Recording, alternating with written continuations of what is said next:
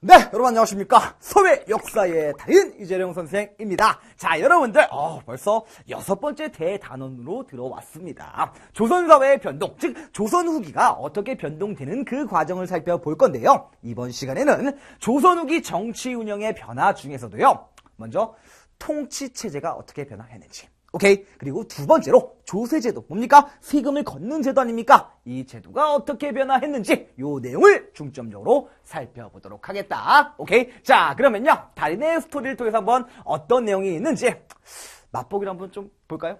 영상으로 준비해봤습니다. 영상 보고 오시죠.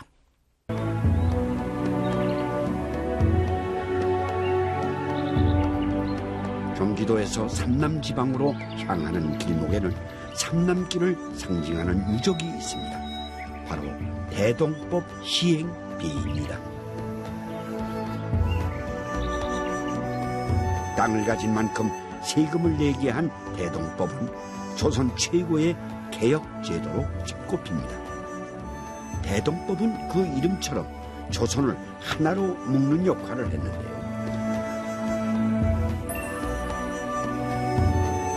대동법이 삼남길을 따라 전국으로 퍼져갈 수 있었던 것은 백성의 삶을 편안하게 해주는 것이 최고의 정치라고 믿었던 누군가의 끈질긴 노력 덕분이었습니다.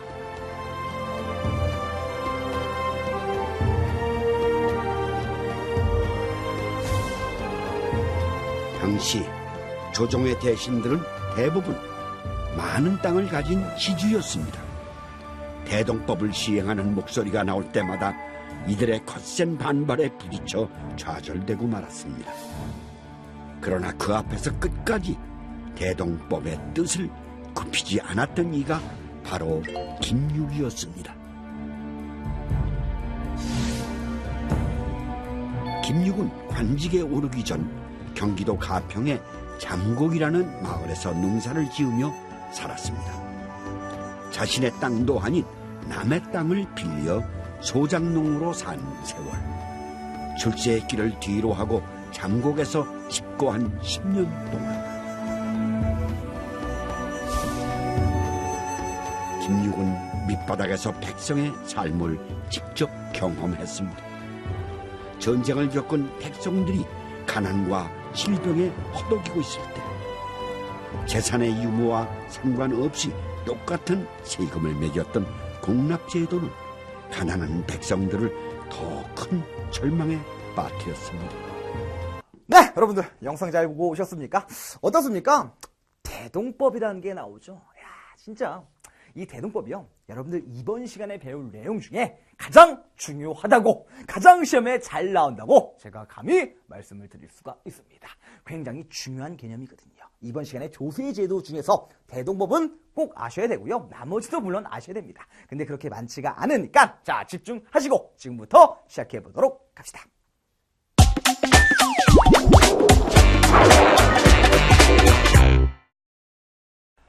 네, 자, 그러면 통치제도의 변화부터 한번 살펴보겠습니다. 지금 우리가 배우고 있는 이 시기는 어느 시기요? 조선입니다.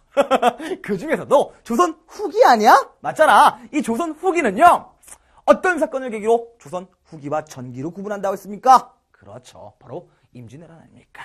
이 임진왜란과 병자호란 이후를 우리는 조선 후기라고 부르는데, 이때 통치제도가 바뀌어요.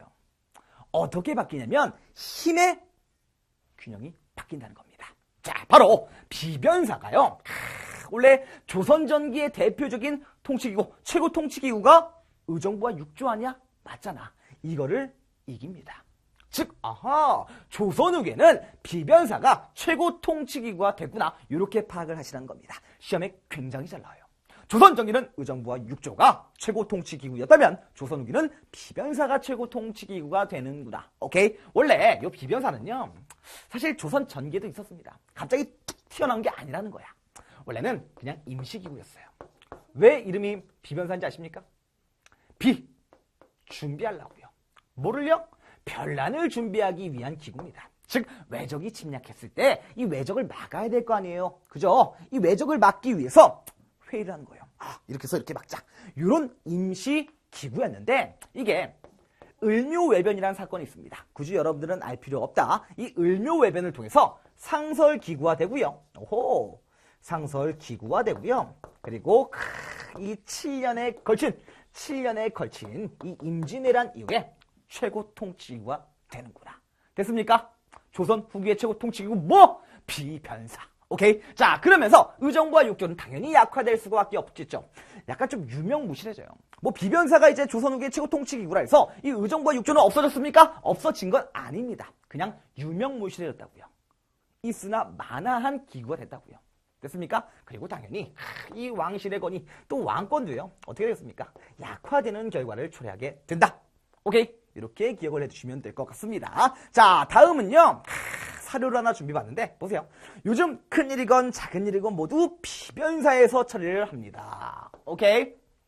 의정부는 이름만 남았고 이걸 이제 유명무시라고 하는 거예요. 오케이? 자, 육조는 할례를 모두 빼앗기고 말았습니다. 이들은 변방방비를 담당하는 것이라고 하면서 과거 시험에 대한 판정, 왕비나 세자빈 간택까지도 모두 여기에서 합니다. 즉 조선 후기에는 비변사가 짱이구나 라는 것을 알려주는 사료가 되겠다는 겁니다. 오케이? 자, 좋아요. 자, 다음! 이제 군사제도가 어떻게 바뀌었는지 보겠습니다. 여러분들, 이 조선 전기에 군사제도는 뭐였는지 기억나십니까? 중앙군과 그리고 지방군이 있을 거 아닙니까? 중앙을 지키는 군대, 지방을 지키는 군대가 있는데 이 조선 전기의 중앙군은요, 바로 오위였습니다. 오케이. 내가 이거 할 때 그렇게 막 디테일하게 공부할 필요 없다고 했어요. 왜 그러냐면 조선 후기가 더 중요하거든. 시험은요, 여기서 많이 나온다는 겁니다. 오케이? 조선 전기의 5위였던 중앙군이 뭐로 바뀌어요? 5군영으로 바뀌는 겁니다. 됐습니까? 중앙군, 오호! 조선 전기가 5위라면 조선 후기는 5군영으로 바뀌는데 여기서 가장 중요한 게 바로 이거예요. 훈련도감입니다. 왜 5군영인지 알겠죠? 5개잖아. 훈련도감, 어영청, 총영청, 수어청, 금영. 요 5개를 이제 5군영이라고 하는 거예요. 그 중에서 이 훈련도감은요, 언제 만들어졌냐면 임진왜란 때 만들어집니다. 오케이? 임진왜란 중에 만들어진다는 거야. 왜 만들었냐? 우리가 이 임진왜란 어떻게 깨졌습니까? 불과 20여일 만에 한양이 함락당했잖아요. 왜 깨졌어요? 조총부대 때문에 깨졌잖아요. 그잖아요. 그래서 안 되겠다. 우리도 조총부대를 한번 만들어보자. 7년에 걸친 이 시간이 있으니까. 그래서 조총부대를 만듭니다. 어떻게 구성이 되어 있냐면요. 포수, 총, 오케이. 자, 그리고 사수, 뭐예요? 활, 그리고 살수요. 살수 뭐 암살하고 막 그러는 겁니까? 창이요. 오케이. 자, 요렇게 삼수병이라 그래요. 3개의 이제 부대로 편성된 삼수병으로 구성된 훈련 도감이 있다. 그리고 요거는요, 특징 기억해 두시기 바라겠습니다. 바로 직업군인이었다. 직업군인이 뭐예요? 여러분들 이제 나이가 되면 군대를 가지 않습니까? 선생님도 군대를 갔다 왔지만, 근데 이 군인은요, 이제 대한민국 남자로서의 의무죠. 그 의무를 지키는 방법 2가지가 있습니다. 하나는 그냥 일반 병으로 가는 거야. 2번째는 돈을 받고, 물론 일반 병도 돈을 받긴 합니다. 근데 굉장히 적어요.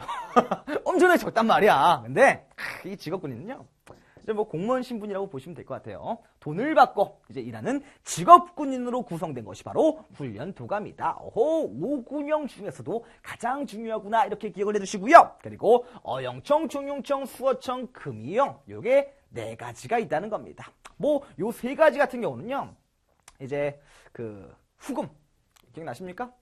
후금 기억나요? 그치? 이 여진족들 아니야? 쳐들어오자 나중에 청나라로 이름 바꾸는 거 아닙니까? 얘네를 좀 막기 위해서 만든 군대예요. 그 중에서도 뭐 이걸 다 막 하나하나 다 외울 필요 없지만 이 어영청 같은 경우는요, 원래 이제 굉장히 군기가 다 빡셌던 진짜 이 정예부대였어요. 근데 이 조선 말기로 가면서 이게 아주 개판되는 거예요. 군대가 당나라 군대라고 들어왔으니까 개판이었던 이 군대가 있어요. 그것처럼 이제 되는 거예요. 그래서 이런 말이 나옵니다. 어영청은 군대도 아니다. 어영청은 군대도 아니다. 어영, 비영, 요런 말이 나와요. 근데 이제 이게 발음상 또 불편하니까 이게 나중에 이제 어영, 부영이 되는 겁니다. 들어왔습니까? 어영부영하지 말아라. 요 말이 이제 여기서 나온 거예요. 어영부영이 뭡니까? 대충대충 살지 말라는 겁니다. 오케이. 자, 그리고 뭐 금이형 같은 경우는 이제 수종 때 만들어진 겁니다. 수종 때 만들어졌구나. 뭐 요 정도. 아하. 여기서 가장 중요한 것은 뭡니까? 오군형이 조선 후기라는 거. 훈련 도감이 그렇지. 직업 군인이라는 거. 뭐 요 정도 파악해 두시면 될 것 같습니다. 자, 이렇게 이제 중앙군을 받으면요. 지방군도 있는데요. 이것도 굉장히 중요합니다. 원래 조선 전기의 지방군을요. 우리는 뭐라고 했습니까? 잡색군이라고 했던 거 기억납니까? 잡색군. 뭐 양반부터 노비에 이르기까지. 근데 이거는 정규군이 아니야. 오케이? 정규군이 아닙니다. 하지만 속오군은요. 정규군입니다. 무슨 차이인지 알겠습니까? 우리가 임진왜란때 대판 깨졌잖아. 못 지켰잖아. 지방군이 다 그냥 막 풍조박산 나면서 못 지켰기 때문에 이런 게 만들어진 거예요. 정규군으로 변성하자. 양반부터 천민까지. 어때요? 평상시에는 자기 할 일 하다가요. 이제 뭐 전쟁이 터지면 이제 모아가지고 전쟁에 수행하는 이런 정규군, 소구군이 만들어졌지만 생각 한번 해보세요. 이 양반들이요. 이 천민과 같이 이렇게 막 군대 이렇게 막 활동하고 뭐 하고 싶어 하겠습니까? 왜 안 돼? 하면 되잖아. 근데 또 이 당시 또 신분제 사회 아니야. 그래서 이 양반들은요, 막 이 핑계 저 핑계 되면서 막 빠져나가요. 안 한단 말이야. 뭐 이제 천민만 낳게 되든 농민이랑 천민만 낳게 되든 약간 좀 그랬던 이 지방군이요, 소군이에요. 중요한 게 아닙니다. 자, 이 중요한 건요, 바로 조선 후기의 중앙군은 오군형, 조선 후기의 지방군은 소고군이라는 거 정도 알아두시면 될 것 같아요. 오케이? 평상시에는 생업에 종사하다가 이제 전쟁이 터지면 정규군으로 편성되는 부대다. 지방군이다. 이것을 알아두시면 통치제도와 군사제도는 끝이 난 겁니다. 그러면 하나 남았네요. 뭐 한다고요? 그렇지. 조세. 세금 걷는 법은 어떻게 바뀌어졌는지 그 내용 지금부터 가보도록 할게요.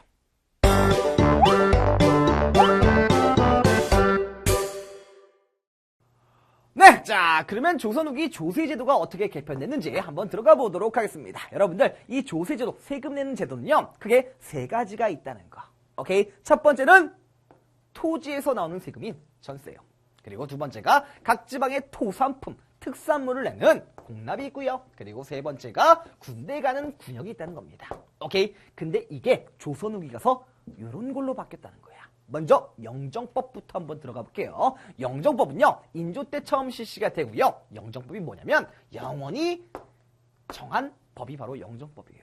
어떻게 영원히 정했을까? 여러분들 조선 전기에 이 전세를 어떻게 걷었는지 기억나십니까? 힌트는 세종대왕인데 바로 공법으로 걷었습니다. 이렇게요. 전분 6등법. 이게 뭐예요? 토지의 비옥도에 따라서 어떤 땅은 굉장히 기름지고 그래서 농작물이 잘 자라는 땅이 있는 반면에 어떤 땅은 굉장히 척박해가지고 막 안 자라는 땅이 있을 거 아니야? 이것을 6개의 등급으로 나눈 거야. 이 땅은 굉장히 기름지네. 여기는 세금 더 걷고요. 여긴 안 그러네? 세금 좀 덜 걷고. 이런 식으로 걷었다는 겁니다. 그리고 연분 9등법이 있어요. 이건 뭐냐면 한 해를 놓고 딱 봤을 때 이 해는 진짜 풍년이네. 어우 좋아. 세금 더 내. 오케이? 흉년이 들었어. 세금 덜 내. 이런 식으로 다르게 걷었다는 거예요. 근데 인조 때 영정법이 실시가 되면서 영원히 정해버렸다는 거 아니야? 그렇지. 어떻게 해요? 풍년, 흉년 관계없이요. 토지 1결당 쌀 4두를 납부하겠습니다. 됐습니까? 딱 고정시킨 거예요. 오케이? 결이라는 것은요. 토지를 세는 단위라고 보시면 될 것 같습니다. 면적이요. 오케이? 그리고 두는요. 뭐 1두에 이제 한 8kg 정도? 라고 보시면 되는데 쌀을 세는 단위, 뭐 곡식을 세는 단위라고 보시면 되겠습니다. 원래 옛날에는 뭐 이제 4에서 뭐 한 20도 이렇게 다르게 얻었으니까 이게 막 달랐다는 거야. 근데 4가 제일 낮잖아. 그러면 영원히 정해버렸으니까 이건 땅 가진 사람들 입장에서는 좋은 거 아니야. 그잖아요. 근데 땅을 가지지 못한 뭐 소작농 이런 사람한테는 그렇게 크다. 그죠? 좋습니다. 자, 영정법이 있다는 거, 요 정도 알아두시기 바랄게요. 자, 다음! 대동법. 공납은 대동법으로 바뀌었는데, 굉장히 시험에 잘 나온다고 했습니다. 벌써 이제 별을 4개나 한 거 아니야. 그잖아? 이 대동법은 뭐냐? 요겁니다. 크게, 동, 갖게끔 하자는 법이에요. 무슨 말이냐면 공납이 각 지방에 토산물을 내는 거라며. 특산물을 내는 거라며. 그러면 영덕하면 대게 아니야. 안동 찜닭. 네, 찜닭요. 말도 안 되죠. 자, 아무튼 제주 감귤 아닙니까? 뭐 한라봉 하면 안 돼요. 한라봉은 70년도에 이제 만들어진 우리가 이제 옛날부터 있었던 게 아니라는 거야. 오케이? 이 귤인데 제주가 이제 귤이에요. 특산물이. 근데 이 귤은 일이 엄청나게 귀했다는 거 아니야. 진짜 임금님, 소수의 고위 관료들, 이거 먹을 수 있었던 거예요. 임금님이 이 귤을 딱 사면, 진짜 이거를, 진짜 고이게 가져가가지고 막 가족들 다 옹기종기 모여서 이렇게 나눠 먹고 막 그랬다고 합니다. 아무튼 이 귤이 이제 제주도의 특산물인데 이런 문제가 많았어요. 예를 들면 제주도에 이것을 부과를 해야 되는데 제주도뿐만 아니라 뭐 전라도나 뭐 충청도나 귤을 가져오라 그래요. 그러면 귤을 어디서 가져와야 돼? 시장에서 사서 가져야 될 거 아닙니까? 그잖아. 근데 이 농민들이 바쁘잖아요. 이걸 구하기가 힘들잖아. 그래서 대신 납부하는 이른바 방납이라는 게 생겨나요. 오케이? 대신 납부하는 겁니다. 근데 요게요, 폐단이 발생해요. 시간이 지나서 폐단이 발생하는 거야. 무슨 말이냐면 이런 겁니다. 만약에 이 방납업자가 있고요. 그리고 농민이 있어요. 그러면 이 방납업자가요, 이 농민에게 요구를 하겠죠. 야, 니네 그 귤 내는 거 있지? 나한테 납부해. 근데 생뚱맞게 막 터무니없는 금액을 요구하는 거야. 그러면 이 농민은 이 방납업자한테 왜 그 비싼 돈을 내면서 시킵니까? 안 시킬 거 아니야? 그잖아요. 야, 나 방납업자? 야, 니 이거 시장 가면 이거 뭐 500원이면 사는데 야, 5만 원 달라 그래? 야, 말도 안 된다. 난 너한테 안 사. 난 내가 직접 납부할게. 하면서 관청에 가겠죠. 관청에 가서 이 관청 이제 서리에게 줘요. 관리들에게. 농민이 직접 줬단 말이야. 근데 딱 보고, 야, 귤 보면서, 야, 이거 약간 좀 껍질이 벗겨졌어. 탈락. 이거 꼬다리가 없네? 탈락. 터무니없게. 이거 뭐 한 건지 아세요? 둘이 짠 거예요, 방납업자랑. 방납업자랑 관리들이 서로 짜고 장난질을 친 겁니다. 돈 가지고. 이런 폐단이 바로 방납의 폐단이야. 그러면 농민들은 얼마나 힘들겠어요? 진짜 먹고 살기 힘들어 죽겠는데 요 공납이 가장 힘들었다고 막 합니다. 힘들잖아. 그래서 대동법이 실시된 거예요. 뭔가 파악이 되죠? 이 방납의 폐단으로 인해서 이게 바로 대동법 실시의 원인이라는 거 아니야? 오케이. 됐습니다. 그래서 대동법이 실시됐는데 광해군 때 처음 경기도에서 실시가 돼요. 오케이? 내가 왜 경기도라고 적어놓은 이유가 있어요. 왜 그런지 한번 볼게요. 자, 원래 이 공납은요, 집집마다 냈습니다. 오케이? 한 집이 있으면 특선물 귤 몇 개 이렇게 할당이 되어 있었단 말이야. 근데 이제 집이 아니라 이 세금 납부하는 기준이 집이 아니라 토지를 기준으로 바뀐 거예요. 어마어마한 변화가 나타난 겁니다. 잘 봐요. 토지를 기준으로 원래는 특산물을 내야 되는데 특산물을 내지 않고 쌀 또는 면포, 동전을 내겠다는 겁니다. 그렇습니까? 쌀을 뭐 이제 교과서마다 약간 좀 달라요. 미라고 할 수도 있죠. 쌀 미자니까. 그리고 면포를 뭐 3배, 옷감이니까 3배, 뭐 배, 그리고 뭐 포, 뭐 옷감, 뭐 이렇게 말하는 교과서도 있어요.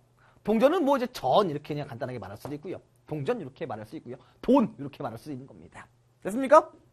아무튼 토지를 기준으로 쌀, 포, 전으로 내게 했다. 그러면 생각해봅시다. 만약에 집이 없는 농민들은 별로 없을 거 아니야. 물론 지금은 집이 없는 사람들이 많죠. 현대는. 그잖아. 힘들어요. 그잖아. 맞잖아. 근데 이 당시는 초가집이라도 이제 있을 거 아닙니까? 그죠? 그럼 세금을 웬만하면 다 내야 했단 말이야. 근데 이 기준이 집에서 토지로 바뀌었다는 것은 이 토지는 뭘 말하겠습니까? 자신의 땅을 말하는 거 아니야? 그러면 땅이 없는 농민들은 많잖아. 맞잖아요? 땅이 없는 농민들은 많잖아요. 자신의 땅을 가지지 못한 농민들. 그러면 이걸 안 내도 되는 거 아니야? 맞잖아. 와! 땅이 없는 농민들은 원래는 냈어야 되는데 이제 안 내. 농민들의 부담이 경감된 겁니다. 오케이? 요것을요, 뭐 이해하기 쉽게 이제 그림으로 보면요. 대동법 시시전에는 이제 가구, 집집마다 이제 부과를 했겠죠. 뭐를? 토산물을 해서 이제 정부에 줬다면 이렇게 바뀐 거야. 자, 토지로 바뀌었죠? 그리고 몰래요? 쌀, 배, 돈으로 내는 거예요. 됐습니까? 쌀, 옷감, 돈으로 내겠다는 겁니다. 정부예요. 이게 바뀐 거야. 그럼 잘 생각해 보세요. 이 정부는 귤이라든지 뭐 굴비라든지 뭐 찜닭은 없겠지만 아무튼 뭐 이런 거를 임금님 밥상에 올려야 될 거 아니야. 토산물을 올려야 될 거 아니야. 그러면 이걸 어떻게 해요? 안 걷는데 이제 사야 될 거 아니에요. 그래서 얘가 등장한 겁니다. 공인이 등장한 거예요. 어허! 정부가 허락한 상이, 야, 공인에게 돈을 주고 요걸 주고 시장 가서 사와라. 그러면 이 공인이요, 시장에 가서 물품을 살 거 아니야. 귤을 산다고 쳐. 그러면 귤을 한두 개 살 것 같습니까? 아니겠지. 몇백 개씩 살 거 아니야. 그러면 시장은 커져요, 안 커져요? 커지는 거지. 그리고 이 공인이 귤 사러 갈 때 쌀, 배, 돈, 요 세 개 중에 뭘 들고 가면 편합니까? 쌀 짊어지고 가요? 힘들잖아. 배, 옷감 막 이렇게 짊어지고 가? 돈? 이 공인이 이제 돈, 두 글자로 동전 또는 화폐 이렇게 부르는 거 아닙니까? 이 상품을요, 공인이 상품을 화폐로 쓰는 거예요.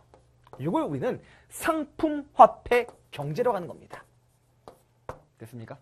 공인의 등장으로 상품 화폐 경제가 발달할 수 있었네. 오케이? 이게 키워드입니다. 이게 대동법의 결과라고요. 됐습니까? 다 나왔어요. 박나래 폐단의 원인으로, 오케이, 뭐가 실시돼? 대동법이 실시가 됐고요. 이 대동법의 결과로 농민들의 부담이 감소했겠죠. 토지를 가지지 않은 농민들. 오케이? 그리고 공인이 등장하면서 상품화폐 경제가 발달했다. 오케이? 좋습니다. 근데 내가 아까 말했죠? 광해군 때에 경기도에 한해서 실시가 됐다고. 왜 경기도에 처음 실시했을까요? 이 좋은 걸. 전국적으로 한 번에 하면 다 좋을 텐데. 전국적으로 실시가 돼요. 근데 광해군 때는 못합니다. 다음왕 못해요. 다음왕 못해요. 이게 언제 가면요, 숙종 때 가서야 전국적으로 확대가 되는 거예요. 왜 그런지 아십니까? 누가 반대했을 것 같아요? 원래는 집집마다 했는데 이제 땅 있는 애들, 땅을 많이 가진 애들이 약간 좀 불리한 거 아니야? 그잖아. 땅을 많이 가진 애들이 누구겠습니까? 양반이겠죠. 지주 아닙니까? 양반 지주들. 오케이? 양반 지주들이 끊임없이 반대했던 거예요. 그래서 이 기간이 100년이에요. 100년 걸렸습니다. 전국적으로 실시되는데. 알겠습니까? 자, 이 대동법 굉장히 중요하다. 잘 알아두시기 바라겠습니다. 자, 다음 균역법으로 한번 넘어가 보겠습니다. 이 균역법, 이 균역 아닙니까? 군대가 의미가 있어요. 뭐 지금도 있지 않습니까? 근데요, 요 당시에는요, 약 200년 동안의 평화 기간이 있었다는 거 기억나요? 임진왜란 터지기 전에. 그래가지고 요 군역 제도가 굉장히 문란해져요. 그러면서 그냥 어느샌가 그냥 옷감을 내고 군대를 빠지는 게 거의 일반화되어 갑니다. 원래 군포를 냈어요. 원래 뭐 1년에 뭐 3필 내던 적도 있었고 2필 내던 적도 있었는데 이제 뭐 결국 이제 2필 냈어요. 1년에 이 군대 안 간 대신에 2필 내요. 근데 이 균역법은 누군지 잘 기억해 두시기 바라겠습니다. 바로 영조 때. 오케이? 영조 때 1년에 한 필만 내게 해요. 원래 1년에 2필 냈다고. 근데 1년에 한 필 냈다는 것은 몇 퍼센트 DC? 50% DC를 해준 겁니다. 야, 요즘 그 세일하면 막 10% DC해도 뭐 그냥 사는데 50% DC하면 와 막 몰려들 거 아닙니까? 너무 좋죠. 근데 국가 입장에서는 어떻게 됩니까? 국가 재정이 어떻게 돼요? 그렇지, 반토막 나는 거 아니야. 힘들 거 아니야. 그래서 부족한 국가 재정분을 보충하기 위해서, 확충하기 위해서 이런 걸 하는 거예요. 결작이라는 걸 걷습니다. 이 결작은 뭐냐면 아까 말했지, 결이 들어가면 뭐다? 토지를 세는 단위라고요. 토지의 면적이라고요. 즉 결작은 뭐야? 땅 있는 사람한테 더 걷는다는 거야. 그렇습니까? 그리고 온갖 잡세를 걷었는데 이 잡세가 이제 어떤 게 있냐면 뭐 이런 게 있습니다. 선무 군관포라고 있어요. 군관포. 오케이? 이건 뭐냐면 부유한 상민들, 약간 좀 돈 있는 그 평민들 있지 않습니까? 그 평민들에게 선무군관이라는 명예직을 줘요. 야, 너 이제부터 선무군관이야. 그러면 나 이거 줘야 나 정부에서 선무군관 됐어. 안녕하세요 이 선무군관님 하는 거야. 그 대신 돈 좀 내. 오케이? 감 잡히죠? 포 좀 내. 됐습니까? 좋습니다. 자, 그리고 이제 뭐 어장세. 어장세는 뭔지 알죠? 여러분들이 아는 그 어장이에요. 물고기. 오케이? 자, 그리고 염세. 소금이죠. 그리고 뭐 선박세. 이런 것들은 다 어디 있습니까? 어촌에 있죠? 이 어촌에 더 세금을 부과했다고 보시면 되겠습니다. 오케이? 이런 식으로 부족한 진짜 이 국가 재정을 충당하기 위해서 이런 것을 걷었구나. 결작! 뭐 이런 거 나온다. 그러면 균역법과 관련이 있구나 라고 기억을 해주시면 되겠습니다. 시험에 가장 잘 나오는 게 요거고요. 그 다음이 요거고요. 그 다음이 요겁니다. 됐습니까? 요거는 결작이 잘 나온다는 거. 오케이? 요거 잘 기억해 두시면 이 조세제도가 개편되는 것도 끝난 겁니다. 조선 후기라는 거 절대 잊지 마시고요. 자, 그러면 오늘 배운 내용 다시 한번 정리하러 가보도록 합시다.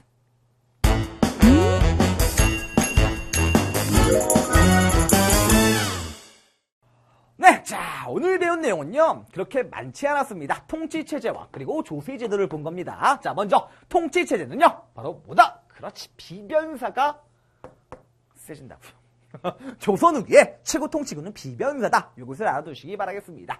이로써 의정부와 육조의 기능은 약화될 수밖에 없었고요. 왕권이 위축될 수밖에 없었다. 오케이? 조선 후기의 짱은 비변사였으니까. 자, 그 다음에 군사제도는 어떻게 변했습니까? 중앙군은 5군영 체제가 확립이 됐죠. 원래 조선 정기는 5위였는데 이름 헷갈릴 수 있다. 자, 5위였는데 5군영으로 바뀌었다는 겁니다. 오케이? 이 5군영에 뭐가 들어가요? 훈련도감, 어영청, 총청, 수어청, 금영이 들어간다는 겁니다. 그 중에서도 훈련도감은 직업군인이면서 삼수병으로 구성되어 있다. 포수, 사수, 살수요.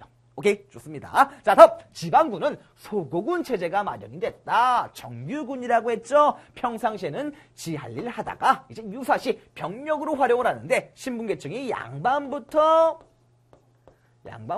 노비에 이르기까지 전 계층이 편성이 됐다라고 보시면 되겠습니다. 물론 이게 지켜지지는 않았지만 법적으로 이렇게 편성이 됐다라고 보시면 될 것 같아요. 자, 그리고 조사제도 굉장히 중요하다 했습니다. 영정법은 영원히 정했다며 어떻게 풍년 흉년 관계없이 토지 1개당 쌀 4두로 고정을 했다라고 보시면 되고요. 대동법은 토지 결수에 따라서 원래는 집집마다 내던 것을 토지 결수에 따라서 쌀, 옷감, 동전으로 징수를 했다라고 보시면 되겠습니다. 이 대동법의 원인 뭐다? 굉장히 중요하다 했습니다. 바로 당납의 폐단 때문에요. 당납의 폐단, 오케이. 그리고 이 결과 뭐다? 그렇지, 공인이 등장했다는 거. 상품화폐 경제가 발달했다는 거. 농민들의 부담이 실질적으로 감소했다는 거. 오케이. 자, 균형법 뭡니까? 1년에 군포 2필 납부에서 이제 1년에 50% 디시한 1년에 한 필 납부로 줄어들었다. 부족한 국가 재정은 어떻게 해요? 결작이라는 거. 이 결작이라는 키워드를 잘 기억해 두시기 바라겠습니다. 결작 시험에 잘 나오거든. 그리고 뭐 이 밖에도 선무, 군관포, 뭐 어장세, 염세, 뭐 이런 거 잡세들로 보충을 했다라고 보시면 끝난 겁니다. 오케이, 좋습니다. 자, 그러면 개념 체크 문제 먼저 풀어보시고 같이 한번 가보도록 합시다.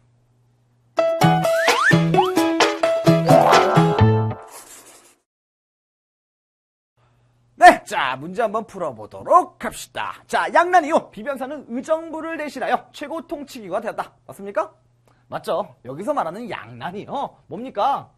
이거 모르는 학생들 없죠? 양난은 두 개의 난이라는 겁니다. 하나가 바로 임진왜란, 그리고 두 번째가 병자호란이요. 오케이? 맞는 내용 되겠습니다. 자, 다음 훈련도감은 삼수병으로 구성되었으며 이들은 대부분 급료를 받는 직업군인이었다. 맞습니까? 그렇지. 5군연 중에 하나인 훈련도감은 삼수병. 이게 뭐라고요? 포수, 사수, 살수요. 오케이? 직업군인이었다. 맞는 내용이네요. 자, 다음 당납의 폐단이 시바되자 이를 해결하기 위해 대동법이 실시되었다. 맞습니까? 대동법 실시의 원인? 그렇죠. 자, 균형법을 실시하면서 관청의 물품을 납부하는 상인인 공인이 등장할 때입니다. 균형법이 아니라 뭡니까? 대동법이죠. 그죠? 틀린 내용 되겠습니다. 자, 다음 한번 연결 지어봅시다. 결작! 결작 나면 뭐랑 관련이 되겠습니까? 그렇지. 바로 균형법과 연관을 져야 된다. 왜? 부족한 보충분을 메꾸기 위해서 결작권도 때문에. 오케이. 자, 공인은 나와야죠. 대동법. 자, 오군영은 뭡니까? 조선 후기의 중앙군이고요. 수구군은 조선 후기의 지방군입니다. 오케이. 됐습니까? 문제 너무너무 쉽죠? 자, 잘했습니다. 여러분들 고생 많이 하셨고요. 선생님은 다음 시간에 이 조선 후기의 정치 체제가 또 어떻게 변하는지, 뭔가 이 정치 전개 과정이 어떻게 변하는지 그 내용 가지고 여러분들 찾아뵙도록